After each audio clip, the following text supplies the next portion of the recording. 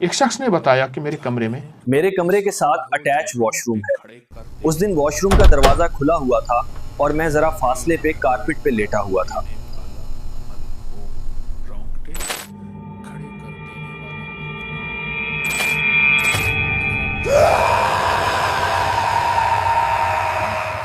میں نے دیکھا کہ میرے بات کے میں سے کچھ سائے ہیں اور چھوٹے بچے ہیں اور ایک بھوتنی بھی ہے۔ اچانک ایک چھوٹا بچہ ٹوائلٹ سے باہر نکلا، مجھے نقصان دینے کے لیے میری طرف بڑھا۔ مجھے اندازہ ہو گیا کہ یہ مجھے نقصان دے گا۔ اچانک میری زبان پہ یا حافظ ہو، یا حفیظ ہو، یا رقیب ہو، یا وکیل ہو، یا سلام آیا۔ وہ کہنے لگے میں نے 3 بار یہ اللہ کے اسماء 5 اسماء پڑھے ہی تھے، مجھ سے دور ہو گیا اور واپس ٹائلٹ میں گم ہو گیا، اور آج تک پھر نہیں میں نے دیکھا۔ وہ جن اور اس کا پورا خاندان وہیں ٹوائلٹ میں ہی قیام رکھتا تھا۔ میں آج آپ کو ایک واقعہ سناتا ہوں، اپنی زندگی کے مشاہدات، کچھ تجربات، کچھ واقعات میں آپ کو سنانا چاہتا ہوں۔ یقیناً ہم سب سیکھنے والے ہیں اور اس سے ہمیں سیکھنے میں بہت کچھ ملے گا۔ میں ٹرین میں سفر کر رہا تھا، تو سفر کرتے ہوئے مجھے احساس ہوا کہ یہاں باہر کچھ شور ہے۔ تو دیکھا تو انہوں نے ٹوائلٹ میں ایک صاحب جو کہ اس سے پہلے گئے تھے اور وہیں مر گئے، ان کو میری آنکھوں کے سامنے باہر نکالا۔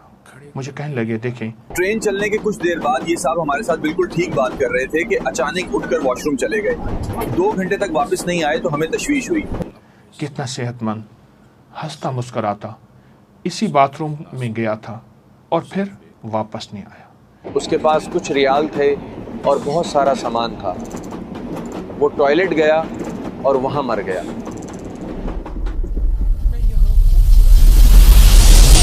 یہ آوازیں میں نے سننے کو دیکھی، ملی، پولیس والے بھی تھے، ٹرین کے لوگ بھی تھے۔ مر گیا، کب کا مر چکا تھا، اکڑ چکا تھا۔ مجھے آج بھی اس کا بہت خوبصورت لباس یاد ہے، وہ بہت مالدار تھا۔ میں اس وقت سفر کر رہا تھا، اس کی جیب دیکھی تو عمرہ کر کے واپس آ رہا تھا۔ یہ بیچارہ عمرہ کر کے واپس آ رہا تھا، مگر افسوس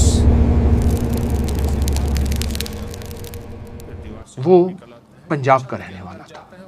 آئیں میں آپ کو ایک دوسرا واقعہ بھی سناتا ہوں اسی کے ساتھ۔ میری زندگی عذاب بن گئی ہے، لگتا ہے کوئی کافر جن ہے، نہ نماز پڑھنے دیتا ہے، نہ قرآن پڑھنے دیتا ہے، نہ روزہ رکھنے دیتا ہے۔ سوتے میں وہ مجھ پر اتنا دباؤ ڈالتا ہے کہ میرا پیشاب نکل جاتا ہے، پتہ نہیں کس بات کا بدلہ لیتا ہے۔ مجھ سے کیوں بدلہ لے رہے ہو؟ تو مجھے کہکوں کی آوازیں آتی ہیں۔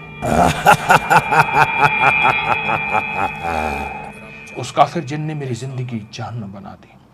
ادھر ادھر عاملوں کے پاس جا کر میں تھک چکی ہوں، کوئی فرق نہیں۔ پھر معاملہ بظاہر دب جاتا ہے لیکن پھر معاملہ وہیں سے شروع ہو جاتا ہے۔ میرا رنگ روپ ختم ہو گیا، جسم ہڈیوں کا ڈھانچہ بن گیا، موت کا انتظار، حالانکہ میری عمر اس وقت صرف 38 سال ہے۔ لوگ مجھے پاگل سمجھنا شروع ہو گئے ہیں۔ اٹھتے بیٹھتے اچانک ایسے لگتا ہے جیسے کسی نے میرے بازو کی ہڈی توڑ دی، میری ٹانگ مروڑ دی، میرے پیٹ میں مکہ مار دیا، میری چیخیں نکل گئی۔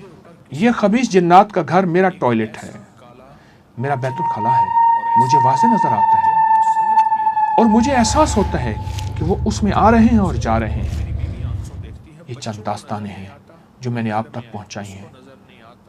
اس طرح کی ڈھیروں کہانیاں میرے ارد گرد بکھری ہوئی ہیں۔ ایک صاحب میرے پاس کہنے لگے جب بھی ٹوائلٹ جاتا ہوں، جب بھی میں بیت الخلا جاتا ہوں تو مجھے محسوس ہوتا ہے کہ کوئی چیز مجھ سے چمٹ گئی ہے اور پورے گھر میں میرے ساتھ گھومتی ہے۔ دن دناتا پھرتا ہے۔ پھر مجھے کسی نے ٹوائلٹ میں جانے کی مصنون دعا بتائی۔